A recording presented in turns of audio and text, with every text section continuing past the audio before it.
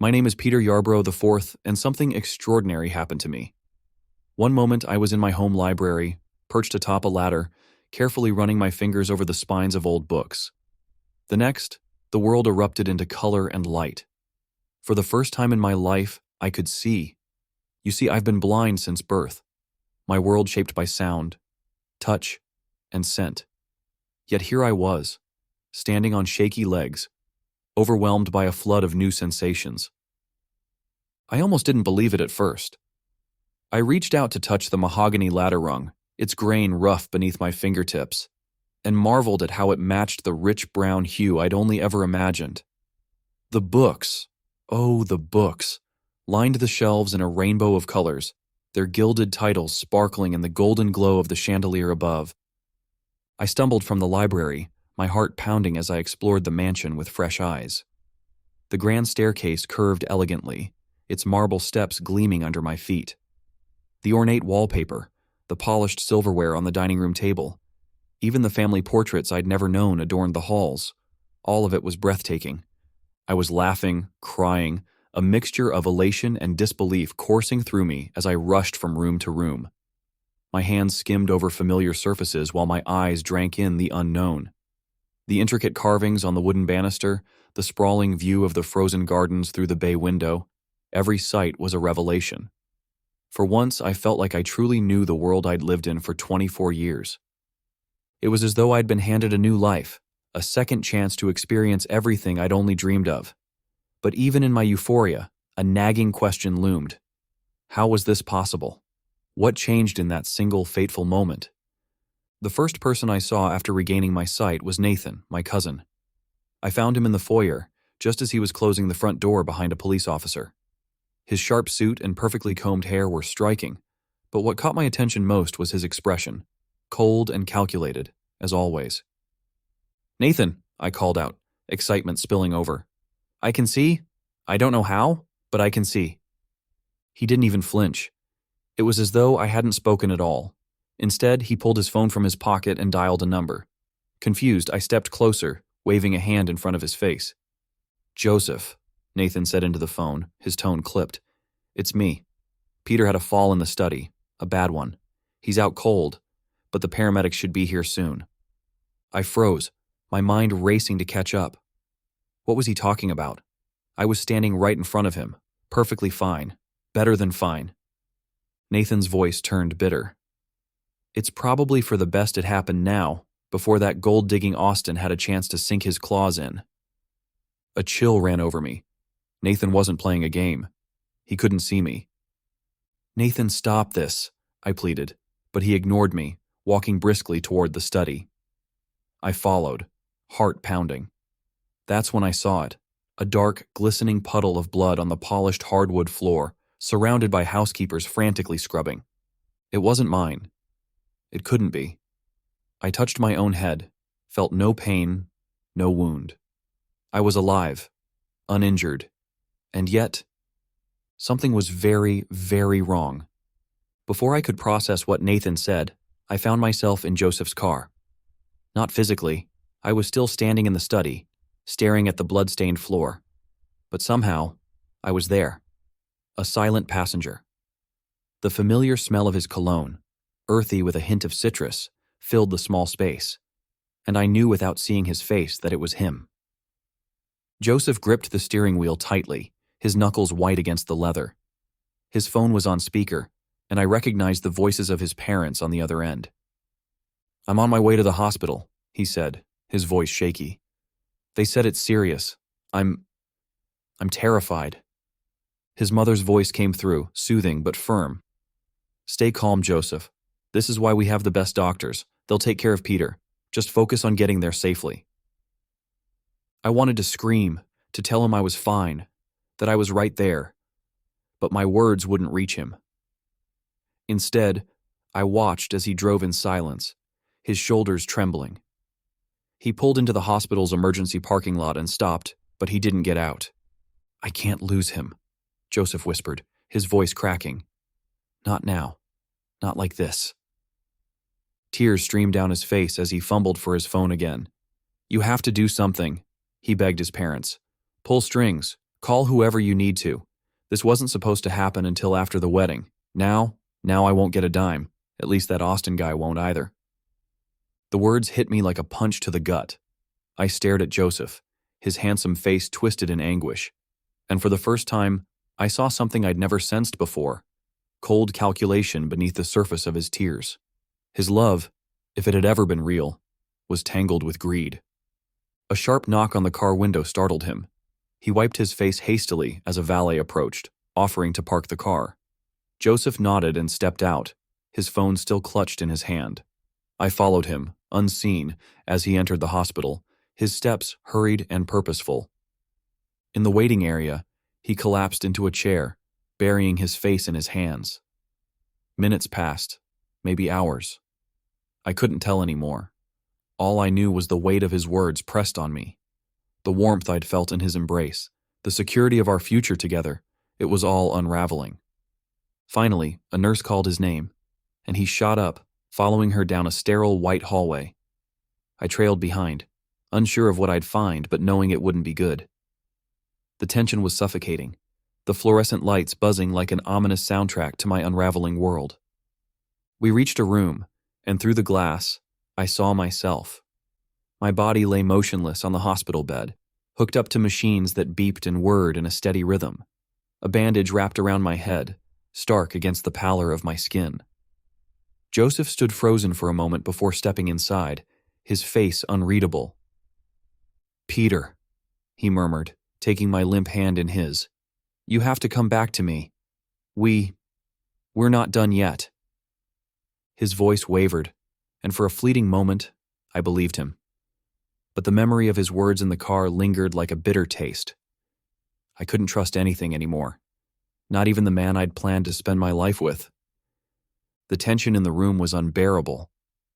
Joseph's grip on my hand tightened, and I felt an inexplicable pull, as though my ethereal self was being drawn closer to him. But I resisted. I couldn't return to a life built on lies. As the machines beeped steadily, I stood at the edge of the room, watching the man I thought I knew unravel before my eyes. The hospital room faded as I drifted, my perspective shifting. I wasn't tethered to the space anymore. Instead, I was moving through the sterile halls, drawn by a force I couldn't explain. It felt like a thread of cold air pulling me, and soon I was in another room. There was my cousin Nathan, pacing back and forth, his arms crossed tightly over his chest.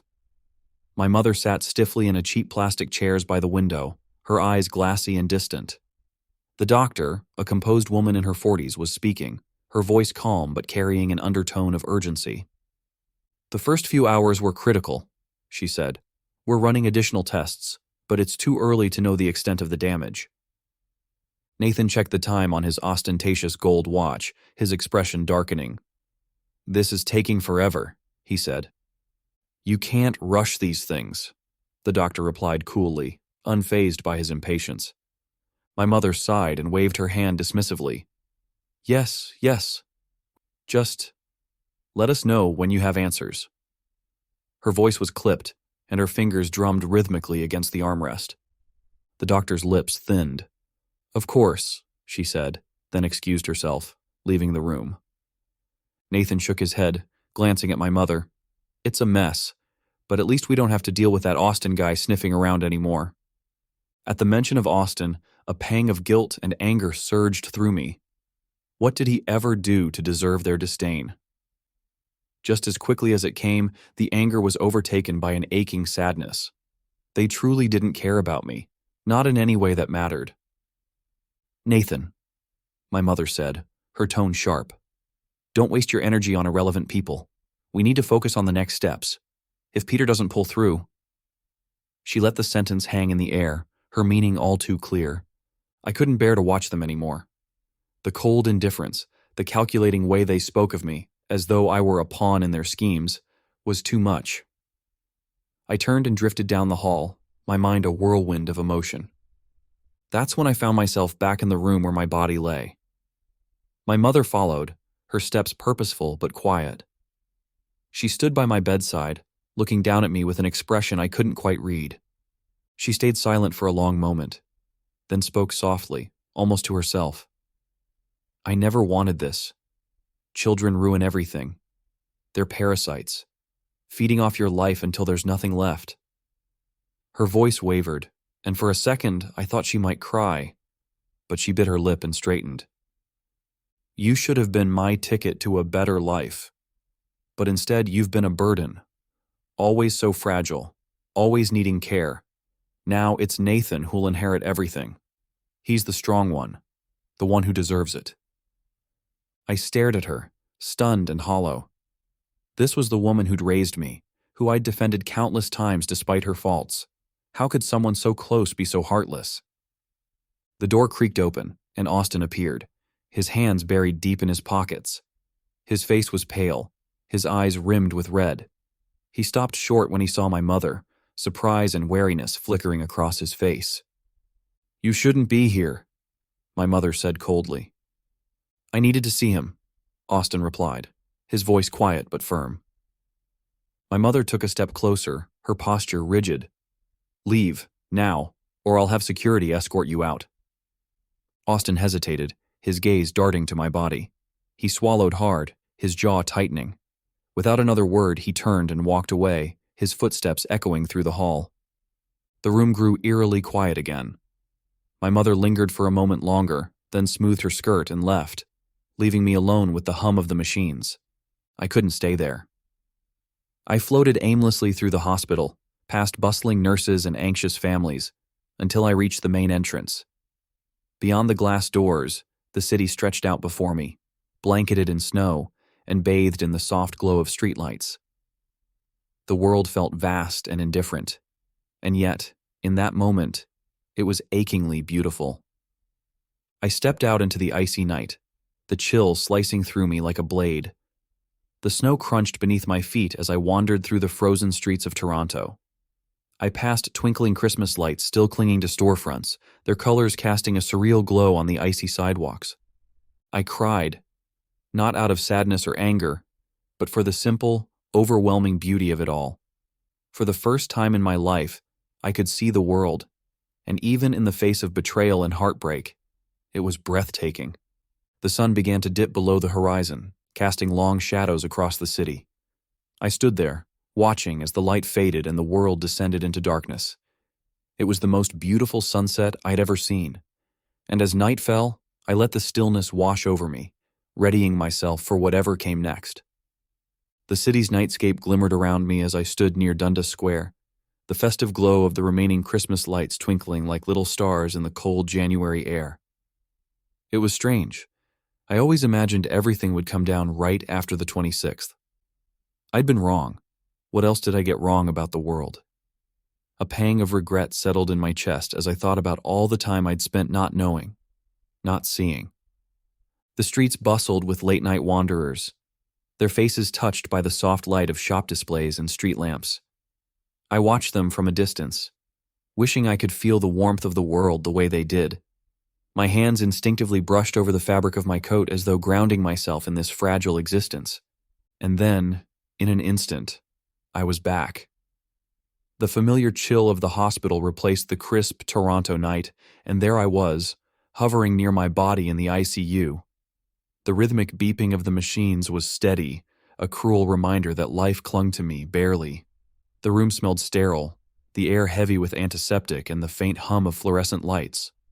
I could barely look at the motionless figure in the bed. He was a pale shell hooked up to wires, tubing everywhere. It was me, but at the same time, it wasn't. My gaze was drawn to the door as it opened slowly. Austin walked in, his posture hesitant but determined. His sneakers squeaked softly against the linoleum.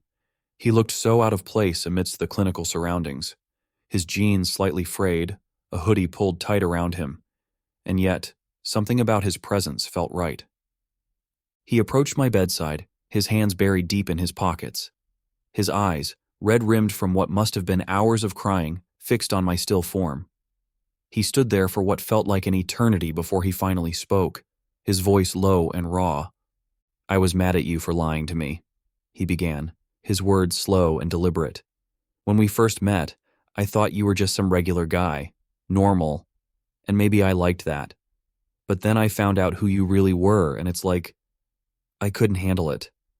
I've been going crazy all day trying to figure out what happened to you. I watched him, wanting so desperately to reach out, to tell him I was here, listening. But I was powerless, just an observer in this surreal limbo. Your family, they don't want me here, Austin continued, his voice cracking. I get it. I don't belong in your world. Hell, I'm not even sure I belong in your life. But he hesitated, swallowing hard. You're different. You made me feel different. And now? His voice trailed off as he blinked back tears. For a moment, the room was silent, except for the steady hum and beeping of the machines. Then Austin leaned forward, his face close to mine, and whispered, If you can hear me, Peter, I'm sorry. I wish I'd had more time to know you.